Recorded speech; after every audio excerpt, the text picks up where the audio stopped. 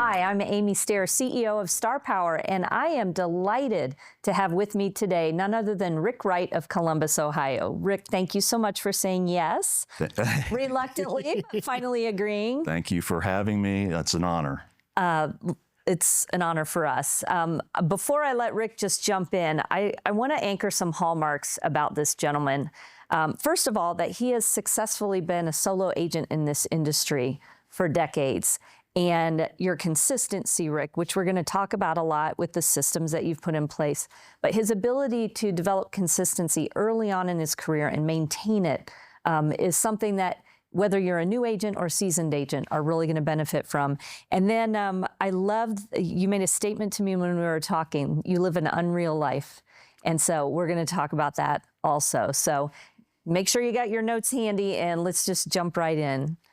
Rick, everybody is always curious to know a little bit about your origin story. So how did you wind up in real estate? So, Ohio State, went to Ohio State. I was a bartender while I was at Ohio State. And I think that teaches you a lot about interacting with people, obviously, all types of people. Sure. So I was a manager at the off-campus housing that I lived at, the assistant manager. Went on to manage apartments after that. And I wasn't a great student at Ohio State, okay? And I didn't want a 9-to-5 job. So after Ohio State, I got lucky and the Hyatt Corporation opened up a hotel in downtown Columbus, Hyatt on Capitol Square. So I was a bartender there. And I was kind of didn't have floundering in life in essence. But that was a great job to have, a great bartending job. If you're going to work as a bartender anywhere, work at a high-end hotel. Yeah. So got the chance to interact with, it was right across from the State House, senators, all kinds of people that are in politics, a mixture of business people, and taught me how to, the Hyatt did a great job of training people on customer service, which I think ended up helping me in real estate. And at that time, I didn't know what was going to happen.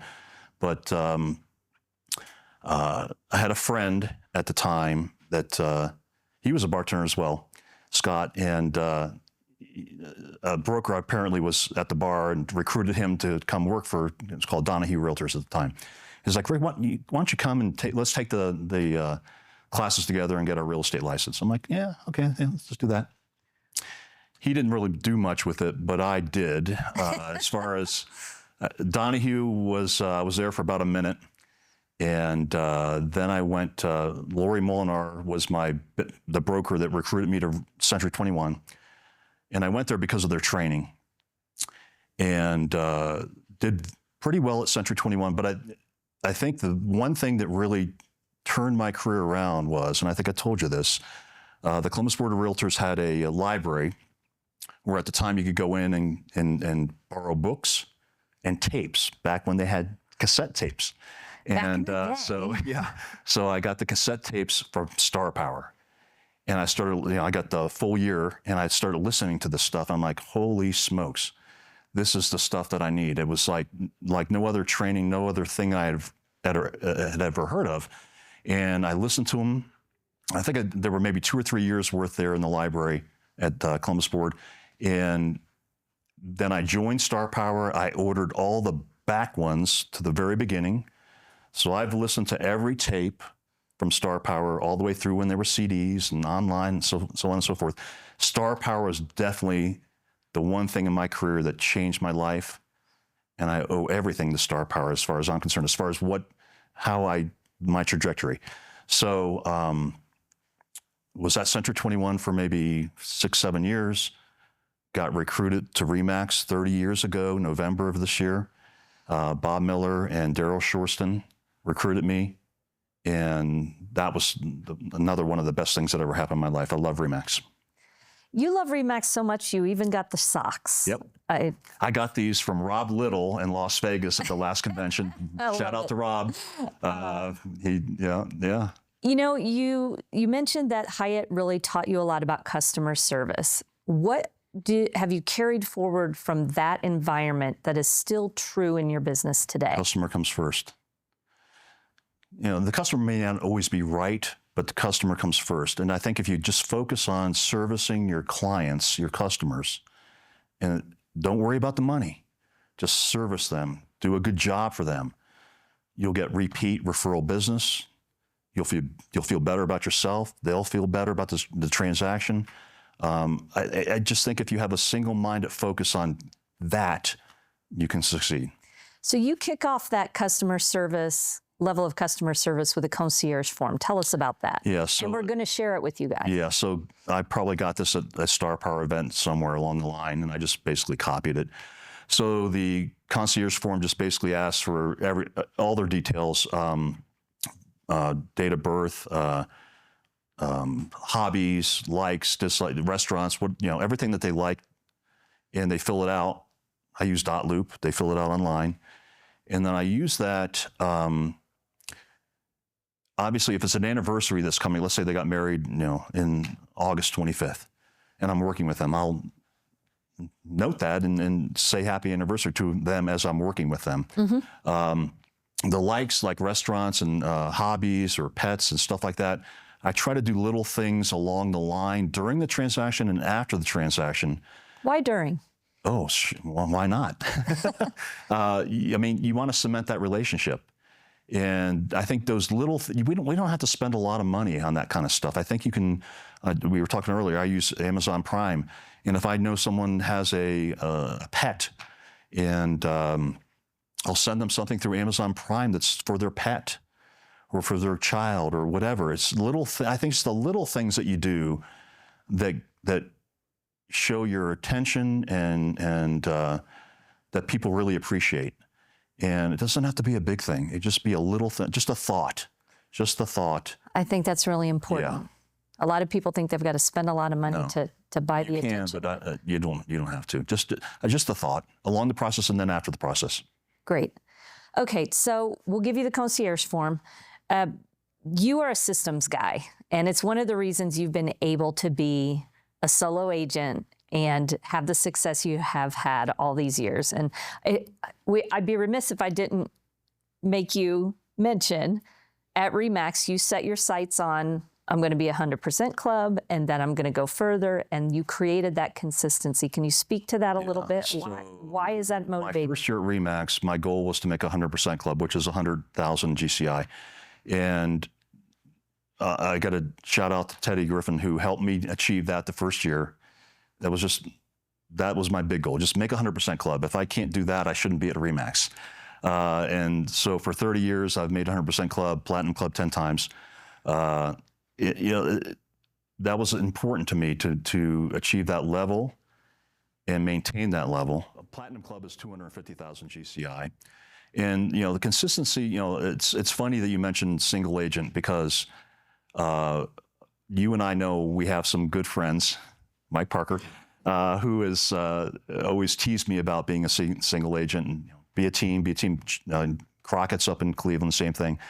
And I think there's a lot of pressure on people. So I want to talk to single agents for a second here. Yeah. There's nothing wrong with being a single agent.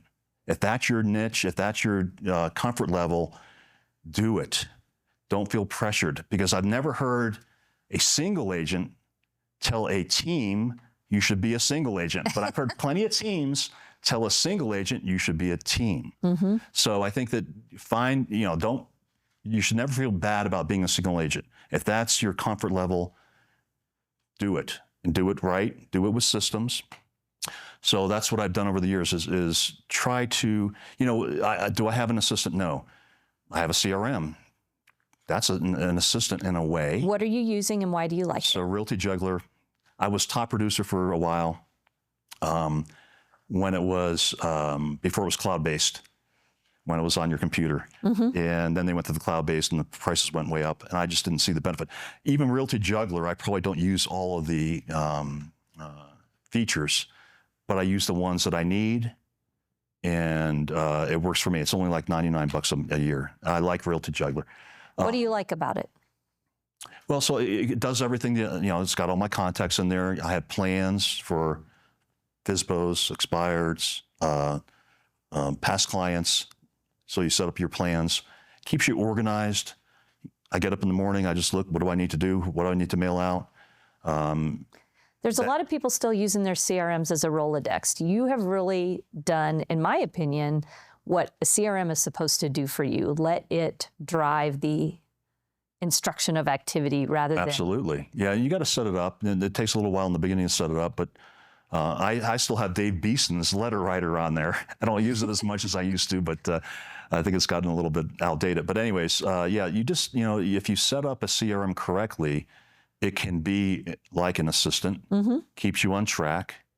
Yeah, so I would highly advise any single agent or any agent, for that matter, to have a good CRM. One, and the old adage is, which one do you use? It doesn't matter which one you have, just use the one that you have. Yeah. And utilize it properly. So what percentage of the people in your database have a plan attached to them? Because I heard you not only mention prospecting plans, you mentioned past client plans. Is anybody live in your database and not have a plan attached to them? Yes and no. I mean, so I've got some leads that come in off the internet. I may not put them on a plan, but they're probably on my weekly email newsletter. So I do a weekly, shout out to Ricky Caruth. I got this idea a couple of years ago from him. I do a weekly newsletter email every week without fail, Wednesday morning, 6 a.m. If they don't open it up, that's resent Saturday morning at 6 a.m. Oh, the open rate's pretty good. I get constant contact. And why do you resend? I've never heard contact. a single person tell me they do that. So constant contact gives you that option to resend if they don't open. And my open rates, from what I've heard, pretty good. It's 30, 35%. That is good. Which is okay. I'm good with that. Yeah. And yeah, so not every person in my database is attached to a plan, but every person in my database is probably hearing from me once a week. Now talk to me about the newsletter. Are you curating content, or do you have a service that you're using? No, I do it myself. So it's basically a template. Most of it stays the same, but then every week I'll add maybe a new listing or something I'm trying to promote or advertise. Every week I put a testimonial in there every week. So I rotate that. So I've got over 100 testimonials in Zillow, and now I've got, from what I've heard, you're better off putting them in Google. I've got Google reviews as well. And so I just go in there, and every week is a different review. I use Inner Circle for like a little cartoon or a little caption or something funny. So it's every week it's something a little different, but I can do it literally in about 15 minutes. It doesn't take me that long because the template's set up. I just copy it and just make a few changes. And again, that goes out every week. And we'll also include that in the newsletter for people. Okay. There's so many things I want to cover. Before you go on, I know you may not talk about this, but I want to talk about it. The weekly, the game that I play with myself. So, single agents, I think, have a problem with accountability. Yes. So that's why some of us get coaches. Some of us feel like we need that, I think, and this you can put on, online later to show people. So I gamified it. And I got this from, I don't know where I got it. It could have been Star Power. It could have been one of the many conferences I've gone to. So on a daily, it's a weekly thing, but on a daily scale, it'll be different things I can do, and I assign points to them. And there's probably 25 different things, from mailings to calling clients to whatever, just everything that you can think of to do to get business. And I assign points to it. And then I make up in my mind, or I write it down actually, how many points do I want to get in a day? How many points do I want to get in a week? And so let's say it's 5 o'clock and I haven't gotten the amount of points I want. I look at the list. What can I do to get to the points that I want to get to? And then you can track it. The cool thing is if you track it, you can gauge. You may say, well, I want to get 50 points a day. And you're like, I'm not doing enough business. Maybe I need 100 points a day. Up it up, and then just see how that flows to your bottom line. And I think you got to make it fun. You got to make real estate fun and enjoyable, and that's one way to do it. Gamify it. So, is there a reward associated with that, or are you just motivated by the win? My bank account's the award. No, yeah. So sometimes I do, yeah, and that's a good point because I think we do. Need to reward ourselves, whether it's a vacation. I don't do that as much as I should. But I think certainly if you set a goal and points or GCI or 100% Club or Platinum Club, if you make it, you should reward yourself. And that's probably something I don't do as much as I should, but I think that's a great idea. There's a lady in your life who probably like you to do that more. Absolutely. Hey, Danielle. You got to say hi to her. She's wonderful. I love you. Because you are so efficient, you've engaged in the use of a lot of tools. We won't talk about all of them. We will give you the list of everything that Rick is using, but there are particular tools that you find incredibly helpful. So let's talk about some of those. Oh, boy. We talked about Realty Juggler. Yeah.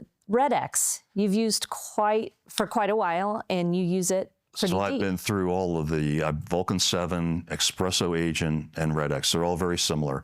So what they all do is on a daily basis, I get an email, or the first thing in the morning, I can open up the portal. RedX will give me for sale by owners. I use for sale by owners. I prospect to them a little bit, but really I'm using them for my buyers. So when I have a buyer consultation, part of the conversation is, we're going to look in the MLS, but I'm going to look for off-market. I'm going to look for other avenues of properties for you. Every day I'm going to look at the for sale by owner list and see if any of those match what you want.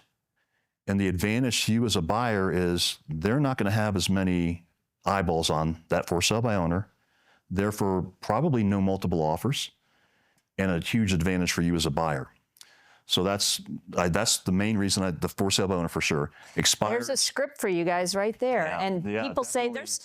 Who wants to chase a for sale by owner right now? But you're not chasing the for sale by owner. You're helping your buyers. Well, that and I've never had a problem, with for sale by owners. The conversation, if you call them up and you legitimately have a buyer, if I brought you a buyer, would you be willing to pay a compensation? Professional compensation. Professional compensation. No, I'm not paying you anything. Well, if I get you the net you want, would you be willing? What does that mean? Well, if I get you the net that you want, yeah. So for sale by owners are easy to deal with as far as getting a showing, getting the listing, that's a whole nother story. RedX also does expireds. And as you well know, years ago, 25% of my business was expireds. Columbus, Ohio, much like the rest of the nation, low inventory, things are selling. There aren't that many expireds anymore. I still pursue them, but they're just not the business that I used to do. So RedX does that. And you and I had a conversation about old expireds. If you'd share that little story. About the company that so I did probate a couple of years ago. I got into probate a little bit. There's a company called All the Leads, which provided the probate leads, and they came out with a new product called Old Expireds. So I'm like, we've heard of old expireds. And in my mind, and like most realtors, old expireds are ones from 2022, 2021, 2020. So I signed up for the service, and they sent me expireds from June. I'm like, June of 2024. I'm like, what the heck? So I called them up and like, this is not what I signed up for. I go, these are not old expires. I have RedX. I get expires every day. I don't need the ones from June. I want the ones from 2022 that didn't sell and were not relisted. So I think I talked to the owner of the company. He's like, okay. I said, dude, if you do this, you can sell this to other realtors. Trust me, the realtors don't want stuff from June. The good realtors want the stuff from a couple of years ago. So literally just this morning or yesterday, they sent me, they said they had in the county that I wanted, it was about 120. And Rick, do you want any more? I said, no, let me work on the 120 first. If that works, then I'll do other counties or other years. Yeah. Let's see how that works. So they've already filtered them. So they haven't relisted, they haven't sold. And when I get back next week, guess what I'm going to be doing? I'm going to be You just turn the faucet on the way you used to do it. For those, yeah. Yeah, and I think as the market shifts, we're going to see more expired. Yeah, which I love expireds. I don't know why. People hate it. I'm like, the thing about an expired. So what do you say to me? Well, the thing I about know expired, you're mailing. Number one, the thing you know about expired is they've already agreed to sell. They've agreed to pay a compensation. They just haven't sold. So in my opinion, it's so much easier to go after than maybe a for sale by owner. So expireds, and I think I told you this, even when I was getting 25% of my business off of expireds, I didn't call that much. I just think I had a really good mailing campaign. The first thing that I mailed was if you know what Unibind is, it was probably a 30 or 40 page presentation in Unibind.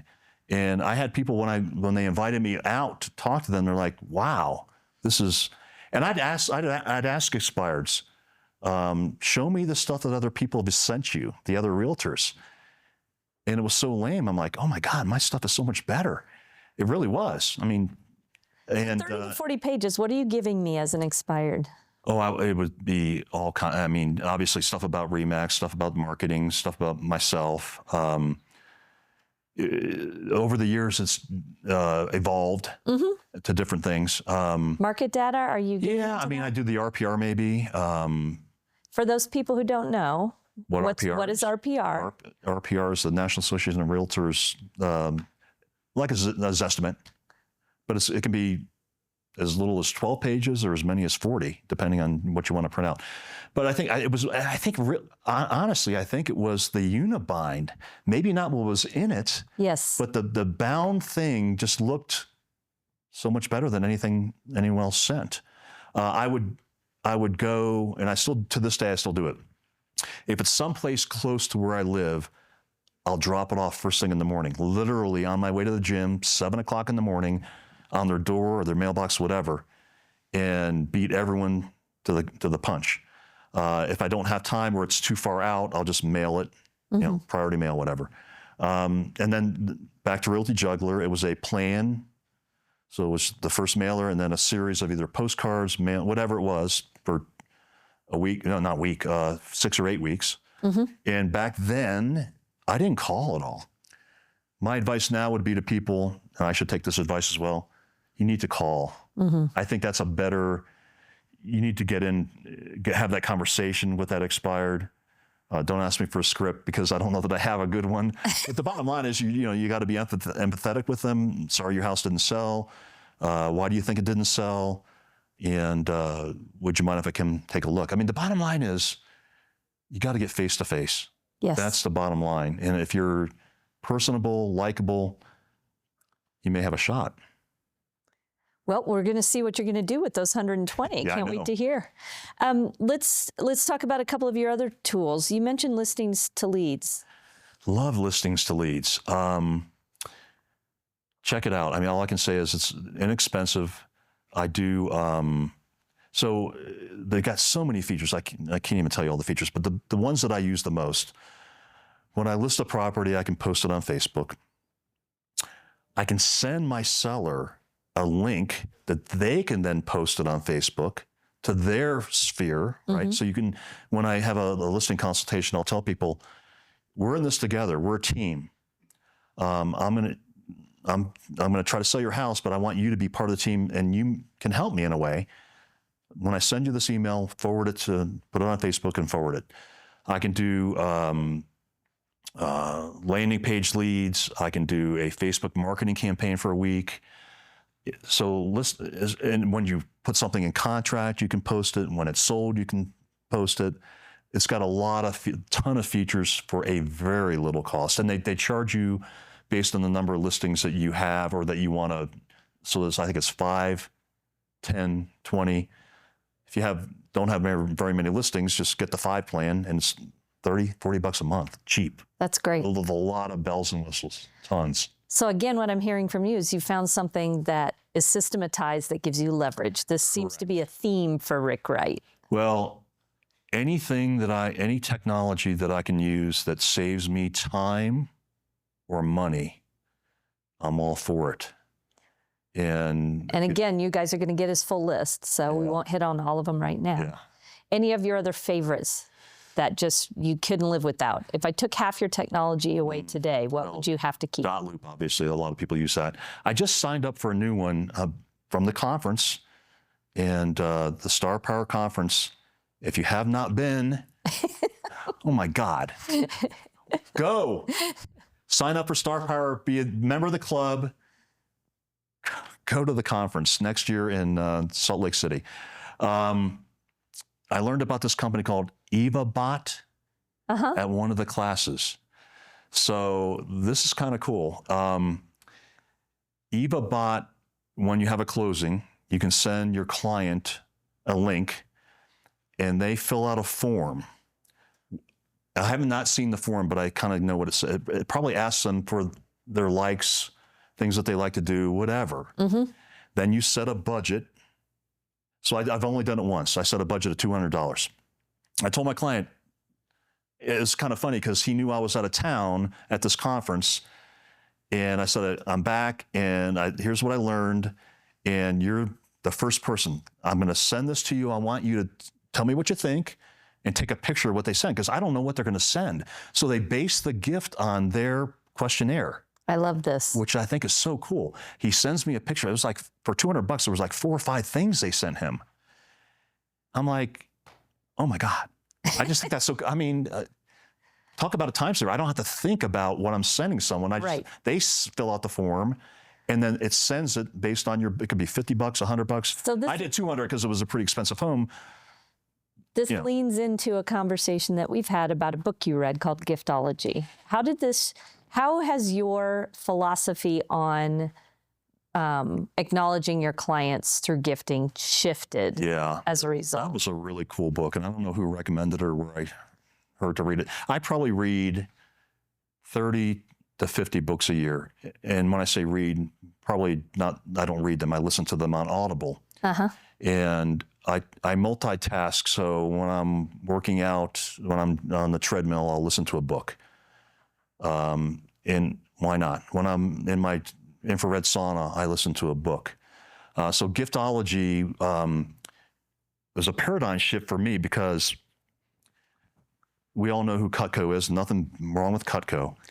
But companies like that where it's personalized, your information on their knife or whatever. Cool.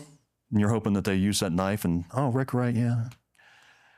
But it's all about you, which Giftology, I think the main message was make it about them, not about you. And so when you're gifting somebody, it needs to be personalized to them, which that product I just mentioned will do. Or, like I said, the concierge forum, you find out things that they like, restaurants they like, whatever, and then that's what you give them. You give them what they want. And I think they'll remember you much longer than a knife. We talk about that in personality profiles of the shift from the golden rule to the platinum rule. And that's what I'm hearing is you describe. Absolutely. Treat others as they want to be treated. And hey, if you've got someone who loves to cook, Cutco knives may be the perfect gift for them, but then you'd be giving it because it's something that they appreciate. That and well, again, it's. I think with your stuff on it, it just seems like it's about you. That's all I'll say. If you're going to do it, give them a knife without all your information on it. I got you. You know what I'm saying? It seems a little self-serving in a sense. That's all. Again, nothing against Cutco or any of those companies that do that, and there's a place and time for that. But I think the consumer would rather feel that you're giving them something that's heartfelt. Yeah, for sure. Absolutely. You mentioned two things that are connected to your health. How important is your health in the greater equation of you being successful in business? Oh, well, first of all, I think health is everything. None of us are getting out of here alive, right? And so I've read a lot of books about health and about longevity. So my dad lived to 94. I've got a goal to live into my 90s if I can, but I don't want the last 5 or 10 years of my life to be horrible, right?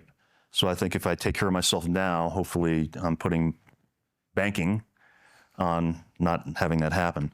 I think 2 things with health. Number one, if you're disciplined, I was thinking about this because you're going to interview me, and I told you I was reluctant to do this, but it was cathartic. It was weird because when you're going to get interviewed, you start analyzing yourself and your business.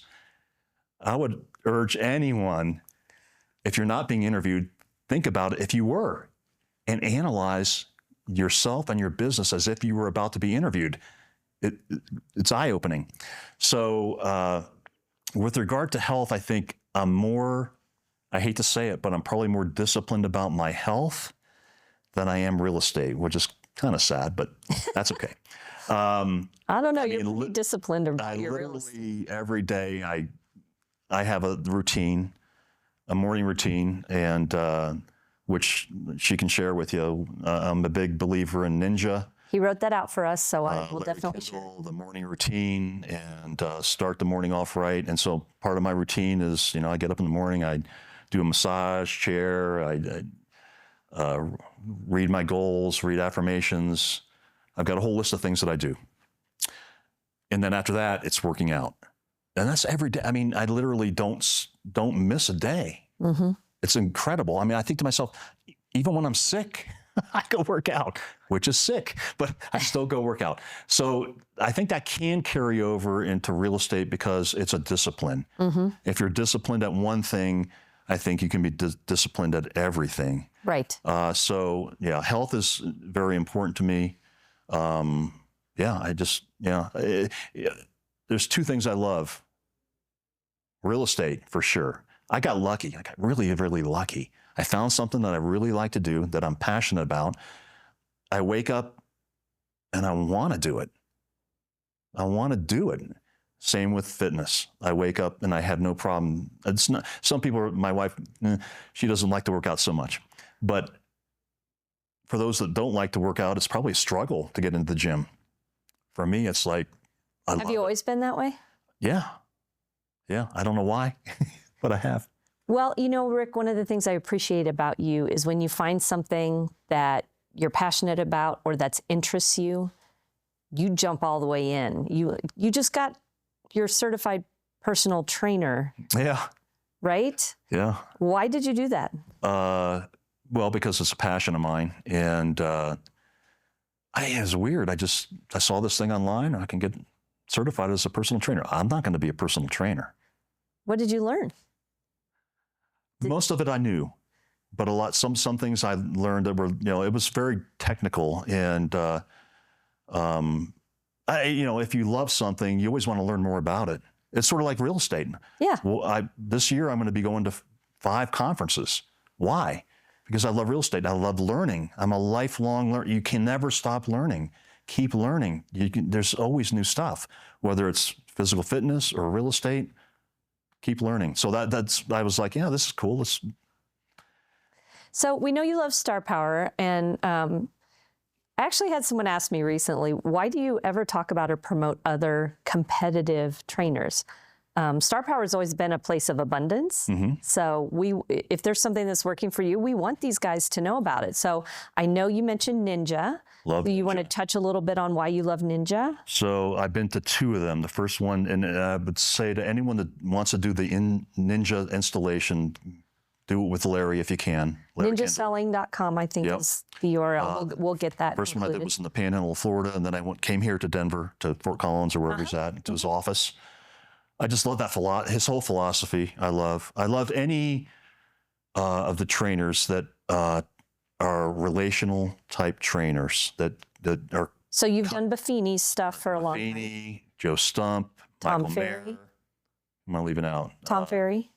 I'm doing Tom Ferry this year, the online version. He's not as much relational as the other guys are. Mm-hmm. I'm leaving somebody out. But anyways, yeah, any of these trainers that are into referrals, past clients, I just think that's the way to go. Yes, I dabble in expired. Yes, I dabble in for sale by owners. But I think what percentage of your business? 70, 80% is, past referrals, clients, since you're including not only past customers and clients, but other realtors. And that's the other reason when I go to all these conferences, I try to network as much as I can. Probably wasn't as good at that in the beginning as I'm getting better at it. But so if I'm an agent going to a conference and I am going because Rick said you got to go for networking or referrals, what am I supposed to be doing? So don't pass out flyers. Don't put flyers on the chairs in the classroom. You have to have meaningful conversations with as many people as you can. It may be 5 minutes, but I found that you just have to make a connection. And the crazy thing about it is you make those connections and get a business card maybe, put them on my database as realtors too so what I've started doing in the last year or so is any conference I go to, and this is forcing me to do something I should have always done, take notes at the conference, put those notes on paper and share them with the other realtors that are in my database. Provide value to them. We got a lot of gasps on this. So you guys know, Rick went to the Star Power Conference, and then he took all of his notes and posted them up into our Facebook group. We got a lot of gasps from people like, wow, that's such a generous thing for him to do. That seems like common sense. And I sent it to everyone in my office. We have 2 offices, sent it to them. But I would say, yeah, for networking purposes at conferences, have meaningful conversations and follow up with those people, and not only network, but brainstorm, see what they, maybe they have something to offer. Yeah, I've gotten better at that over the years. I wasn't so good at that in the beginning, but I've kind of learned that that's really what you need to do. Putting you on the spot, any sort of a drip campaign you have in place for those agents now that they're in your database, or how do I hear from you? I do maybe every once in a while, I'll send them that weekly newsletter. If it's something I think is unique in that newsletter that they may garner some knowledge from. And then the conferences that I go to. So what have I got coming up here? I've got the Buffini one. Well, yeah, if you're going to 5 a year, you've got 5 opportunities. Yeah, so NAR I'm going to this year for the first time in a long time. So I did the RE/MAX, CRS. So every one of those I go to from this point forward, what I'm trying to do is take good notes. Again, that forces me, because I've never been much of a note taker, but when you take notes and write it down, I don't even use a computer or a laptop, I write it down. If it reinforces the information for me, and then I reshare it, which I think I don't know. To me, it was, I don't know. I'm sure I'm not the first person that's ever done that. I can tell you, it's been a long time I've been in the industry, and very few people have ever openly shared, here's everything I learned. All of y'all just take it and use it. Yeah. I think it's wonderful. Yeah. I think it's fantastic. Absolutely, yeah. It's from Rick's perspective. Yeah. Okay, there are a bunch of things I want to back up to if I can. You picked up a couple of things at this conference you told me you've already jumped in on, and I think you called it the game of visibility. Like 10, comment 10, share 5. Yeah, so that was the guy. The Pivo. Yeah, so, and I've incorporated this into my morning routine. I think, like a lot of people, a lot of realtors, we were quick to, on Facebook, like. And that's lazy. So his advice was like and comment 10 times per day, and then try to share 5 times per day. So again, that's my morning routine. I just go right down Facebook, like, comment. And it could be, he said just one word. And apparently that does something with your social score. I don't know. Which I got to tell you this, because I don't think I told you the story. Social score, or the things we do online that we have no idea of whether it's working or not. I had a client that about a month ago, 3 weeks ago, not a client, someone just called me out of the blue. And he wants to buy a house, pretty good price range. And, I'm going through the questions that you normally ask a buyer. And finally, I'm like, how did you get my name? How did you find me? He's like, Rick, believe it or not, I went to ChatGPT and typed in top or best realtor in Columbus. And a list came up of 10. And he landed on me, landed on my website. He said, Rick, I didn't call anyone else. That blew my mind. Admittedly, I'm not one of the top 10 realtors in Columbus. But in his mind, he thinks, and I joked with him when I met him in person, I said, just so you know, I'm not one of the top 10, but I'm glad you found me, and we're working together. So, crazy. AI is definitely changing the game in every aspect of our lives. So people are using it like Google now. Yeah, which is really I've never heard of a buyer doing that, though. And I don't know how I came up on the list, but something I'm doing. You know, keeping current matters. You were asking me about other tools. I love keeping current matters. I do a daily post on that, and some of it's you can set it up so it's automated, but I've heard that the automated part you shouldn't do that. So on Facebook, I post it manually, then I like and comment on my own post, which they told me to do. So maybe that helps, whatever. You know, we do so many things in real estate, we don't know. But again, I hear routine, I hear discipline, I hear systems consistently. Yeah. Over and over and over again, what I hear from you, Rick, is if I decide I'm going to do it, I'm going to do it with consistency, and I'm going to make it a part of my daily routine. I think that's key. I think that's where all of us get lost. You know, social media is a big black hole. Yeah. And if you don't have a discipline with it and a structure to how you're going to use it, you can really get lost. Well, real estate is, you know, I forget, Buffini has a saying about you know, if you have a good morning, you have a good day, whatever.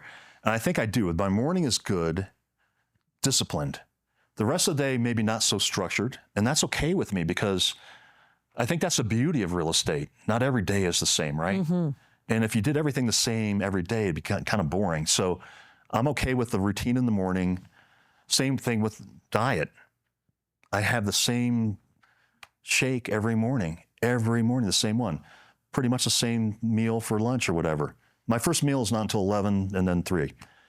If I'm undisciplined for dinner, who cares? 2/3 of the day, we're okay. You don't have to be 100% perfect, right? Yeah. So it's all about, you know, consistency at some point, but you don't have to be, I don't think you have to be consistent the whole day. You know, to go with the flow, because we know real estate, and you know, if you got that first from 5 o'clock in the morning when I get up until noon locked in, then the rest of the day, whatever happens, and if I'm not with a client, I better be trying to get one. That mindset is driving you to be successful as a solo agent, clearly. Yeah. And for all of your friends who continue to pick on you about that, I say, they can keep picking on me. That's okay. If it ain't broke, don't try to fix it. Wouldn't it be ironic if about 2 years from now I had a team? we can have another interview. Why? Well, you'll have made a conscious decision, which is what I appreciate about you. You're very mindful about what you do. We're going to jump around a little bit, if that's okay. You have really, I think a lot of us learned from COVID that we can work from anywhere. Mm-hmm. You really have embraced that. So what does that look like in your life? So we talked a little bit about this before. So when I go on vacation, when I was back at the Hyatt, they had a great benefit where we could stay at any Hyatt. I think it was up to 10 days a year. And my goal was to stay as many freaking Hyatts as I could.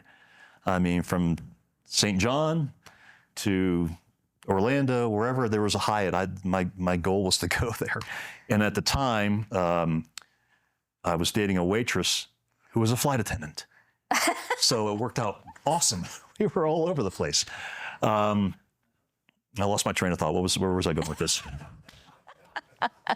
Work from anywhere. Yeah, so I like to vacation. Bottom line is I like to vacation. I like to have fun, living on real life. I think part of that is enjoying what you do, obviously. We don't have kids. Danielle and I don't have kids. So we have plenty of opportunity to vacation. And my goal is just to have a full life. So when I go on vacation, you know, I guess there's one theory: turn off real estate, delegate it to somebody, and, you know, relax.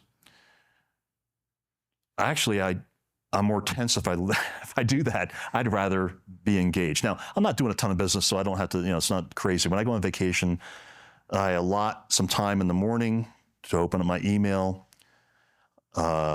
And then when Danielle's taking a shower before we go to dinner, little blocks of time that really don't affect our fun. I don't think it affects my stress level. So I can be on vacation and work. So the only people that know that I'm on vacation are my buyers, because they have to know. So I have people in my office And I actually have realtors, friends of mine that are not even in my office that help me with buyers that I've got good relationships with.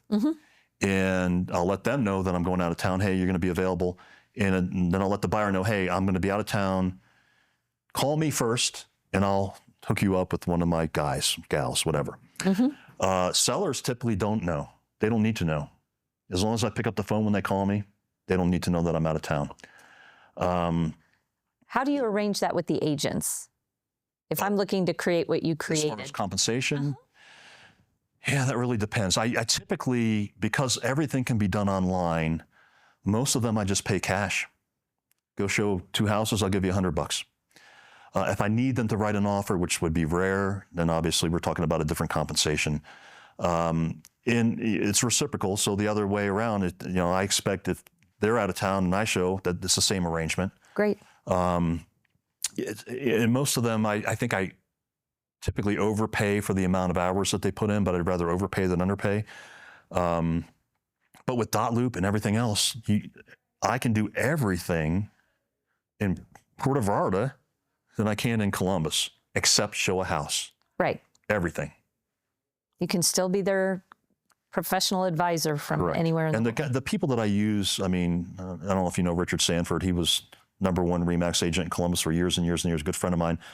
So I joke, and when I was at Century 21 and then RE/MAX, Lori Molnar was my broker at Century 21. She came over to RE/MAX, and I joke with people, when I'm out of town, you're in better hands than when I'm in town. I mean, the agents that I have covering for me literally are better than I am. And so I tell my guys, my customers, look, trust me, you're okay. You're okay. And no fear of losing a client, No, because I've heard that from people that, no. oh, Oh, to another agent that I refer to? No. okay. I'd kill him. I work out for a reason. You mentioned probate earlier, and I just want to loop back and touch on that for a second, because a lot of people are of the mindset when they are trying to break into a new niche, and we'll use probate as the example. Well, I'm just going to go buy some leads and work those leads. You took a very different approach. You said it was about connecting.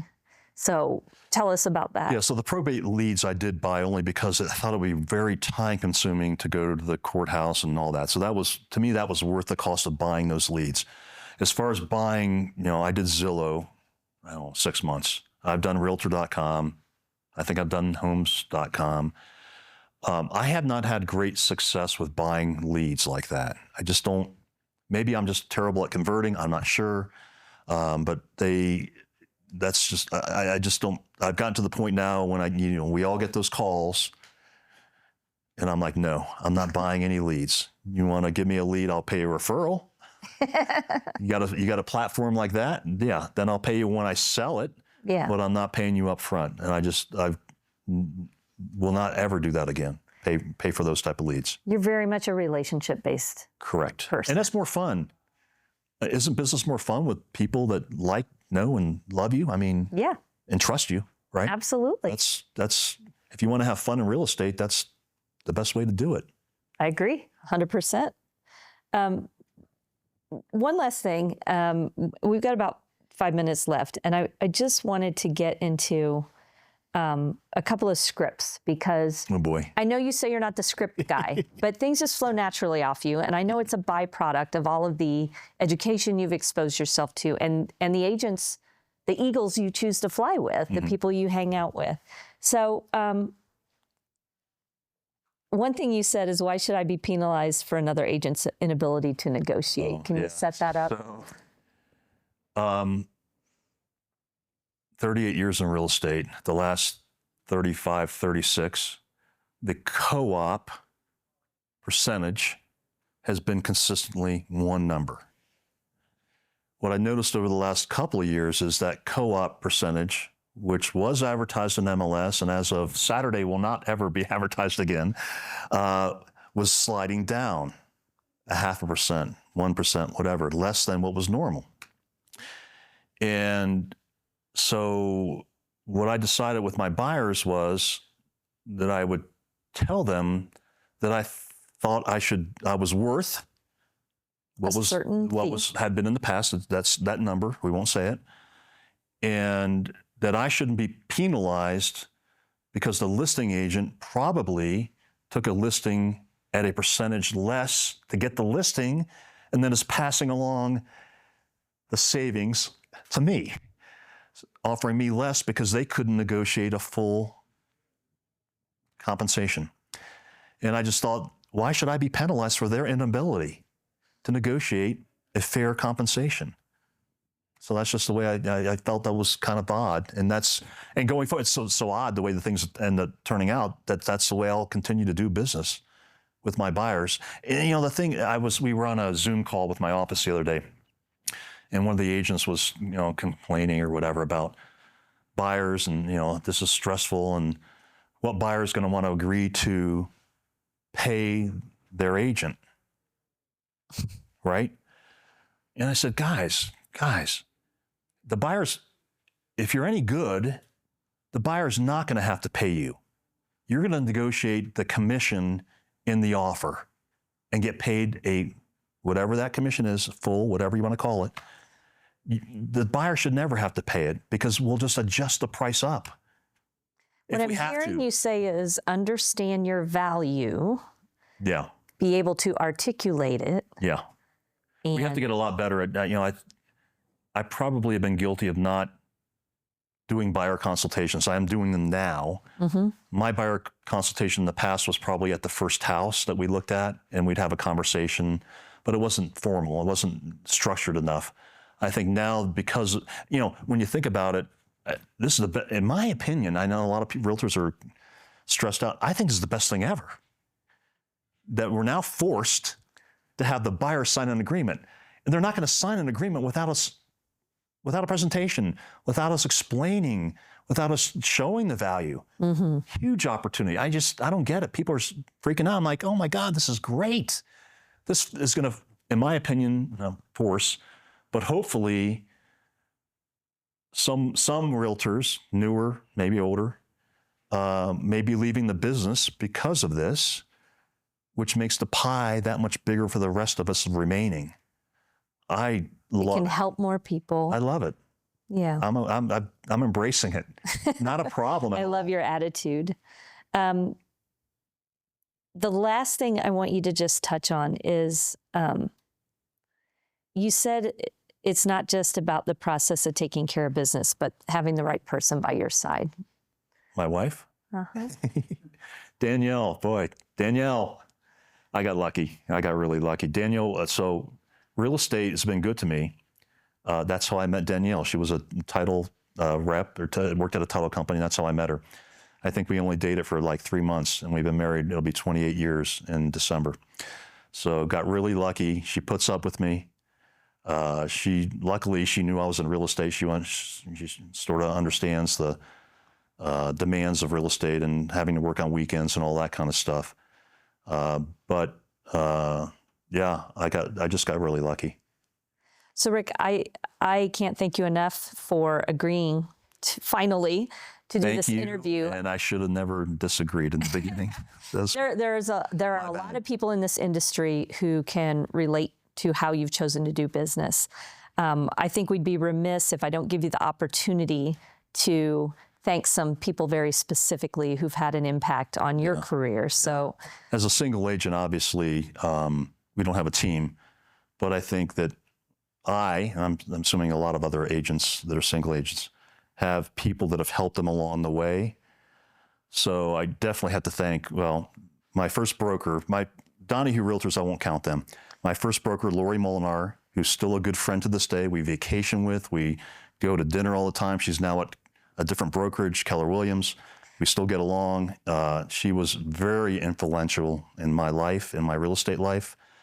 Mike Parker, who we all know and love. I don't remember how I met him. It may have been an OAR convention 30 some years ago. And my best friend in real estate, good guy. Like I mentioned, Teddy Griffin, who helped me get 100% Club that first year. You, Howard Brinton, the whole Star Power organization. Those are all entities and people that have helped me along the way, and very grateful, very humbled. Well, we are also grateful, and I know those of you watching have had to have picked up many things that you can just act on immediately. What I'd like you to do is reach out to someone who's in this industry with you that you know will benefit from getting exposed to star power and listening to Rick and the other stars that are stepping forward. On behalf of Rick and on behalf of all of our stars, I want to thank you once again for being a member of Star Power Club, and we look forward to you joining us on the next interview.